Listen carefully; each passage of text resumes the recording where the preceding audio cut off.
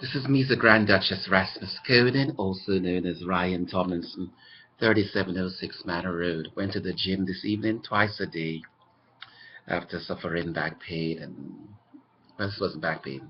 It was just aggravation, I guess, of a muscle, whatever it is. But I want to say something today. I always talk about reaffirmations, confirmations, knowing yourself, owning yourself, respecting yourself, and being true to whatever you believe. For me, I don't believe in religion. I don't live in fear of religion, but I live in fear of divinity. Be careful what you believe in divinity. It will manifest itself. I always say it's better to be a whole person and to live every day renewed, rather to be a slave teller and to live every day in fear of what you may lose. I'm saying this tonight. I wrote something while I was at the gym, and I prayed before I went to the gym. And, sometimes prayer can be so joyous and overwhelming, and whatever it is, it is. One of the things that amazes me more in my life is the manifestation of things heard but never seen, spoken of but never experienced. And that speaks to my self-confidence. I thought about two things today, you know what I mean? I thought about nurses and nursing. I thought about three people today. I remember Keith Plowden, my mentor at University of Maryland. When I had that TBI, very bad head injury at Maryland, they never supported me. When I was in Korea, when I was at 9 West in working Major Hopkinson, she was an evil little bitch too. She did some really awful thing. But remember, I always say, do good so that evil, when it comes to you, it goes back to them that are evil, to topple them and their children.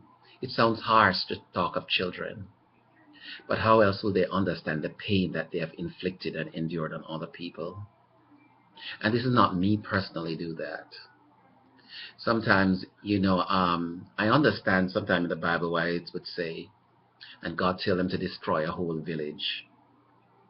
It has come into reality, not by my hand, not by my hand, and not by my will. Then I thought about Marvella Bailey today. She was one of the lieutenant colonels at Yongsan. They were part of the people that drugged me. They went to think they got ricin and other heavy metals. I remember it. They told me that at a Korean hospital when I double-crossed them, went incognito to get evaluated because I knew I would never find certainty with the military, with the Army Nurse Corps. For whatever reason, that Jamaican black bitch did that, I don't know. But then there came the numerous others, bitches, Peterson, Drummond, and whatever. I was drugged and assaulted and whatever. The president, he knows about it. I call him a confined murderer. Look about him and look at his agenda. Martin Luther King had a dream, and he's living a nightmare. That means there's certain incongruence in what he is, how he's saying and what he's doing, and almost abandoned by people who should support him to the end of 2 years. I have no affinity for such thing. I can't have affinity for murderers, people that hurt me, and try to take away the essence, the joie de vivre of my life. Gay and proud, always felt like a girl. Now I'm living the truth of myself. Today, I go through prayer days and I always come. Sometimes the things come, the enlightenment come before the prayer. And today I got a reaffirmation. As I finished, I was in the gym 5 minutes. It came Reaffirmation is a confirmation of protestation of true liberties, freedoms divinely granted, mishandled by human confrontation and jealousy just upon living.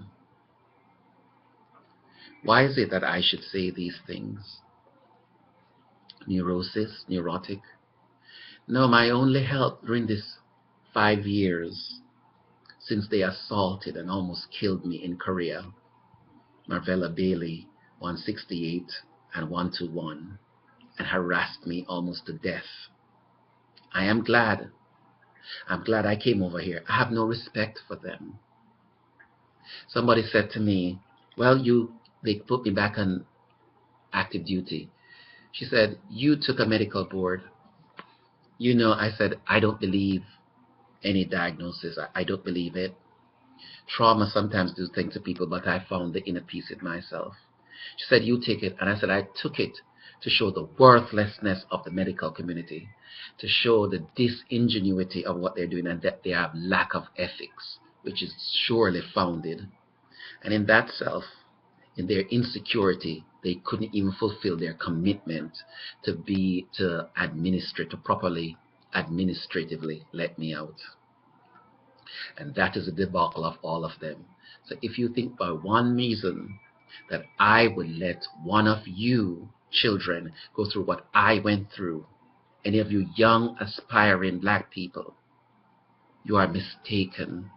I have to say it, and I have to say the name, I have to say the truth of what it is. They are criminals. I am not the first, but I am the first to survive to say it for what it is.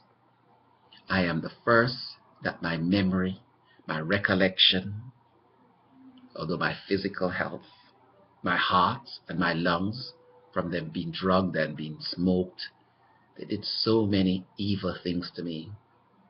One night I remember I slept in the hotel room. They drugged me, and this guy came into my room and he held his hand at my neck and almost choked. I screamed so bad. I think somebody called it waterboarding. And for what? For the money that they stole, for the assassination attempts on my life. I was speaking to another gentleman. He said to me, Brian, do you know why the NSA watches you and watches me? When you were in London, Gaddafi's son came to you and said, come with me. But hey, I'm going to give you some discernment. I don't know him, never met him in my life before that. Number two, why would he come and say my life would be in jeopardy? Coming home to this country that I feel at home and freedom lives. That means intelligence and propaganda and scandal in their administration. That means that they were so guilty, they put it out so that nobody would want to be a friend to me, which is true. No one was friend to me. Everybody treated me hostile and indifferent. I suffered a whole lot.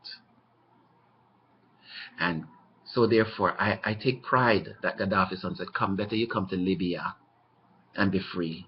Till you get back home, they will try to kill you. And God knows they did, in more than one place and more than one time. Even on Route 50 with Brian Jeffrey Leard, not even the insurance claim USAA would give. But I leave it to them and their conscience. Take the money, bitch, but you did. You worked for FBI and at the White House and was a CID agent in the Army. Take it, bitch, because I know the truth. And it proves. You don't need. I have another. I'm going to end with this quotation. Evil has many complexities and no simple solution. And extenuate complexity of simple things. Goodness knows complexities and finds simple solution to bring peace and resolution. This is Misa Grand Duchess Rasmus Conan, also known as Ryan Tomlinson, 3706 Manor Road, Apartment 2, 240-274-0156. Have a good evening. The truth, so help me God.